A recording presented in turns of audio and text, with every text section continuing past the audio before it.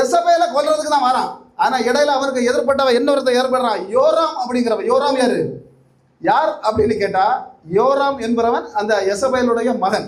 அவன் தான் அப்ப ராஜா. ஆகாப் ஏற்கனவே செத்து போயிட்டான், அவன் தான் ராஜாவா இருக்கான். இவன் வரான். வரும்போது ஒற்றை வார்த்தை கேட்டான், யெகோவே சமாதானமா. எப்படி யெகோவே? பிசாசு கேக்கு, யெகோவே சமாதானமா. அவன் சொன்னா, உன்னுடைய அம்மாவுடைய வேசித்தனம் இந்த உலகம் முழுசும் பரவி இருக்கும்போது உனக்கும் எனக்கும் என்னடா சமாதானம்?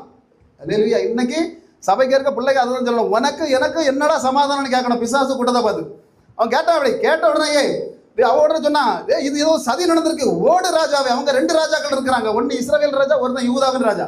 2 பேரும் ஓட எத்தனித்தபோது இவன் அம்ப என்னச்சுதான் வில்லை நாணயத்தை எய்த எவல் மற்றவன் அந்த யோராம்ங்கிற ராஜா அந்த இடத்துலயே சரிந்து விழுந்தாண்டி போட்டு, சரிந்து விழுந்தான், செத்து போனான். அப்ப செத்து போன உடனேயே யெகூ என்ன செய்யறான், திரும்ப இவளை என்ன செய்யணும், இந்த பிசாச ஆமா இவளை தீக்கணும் முதல்ல.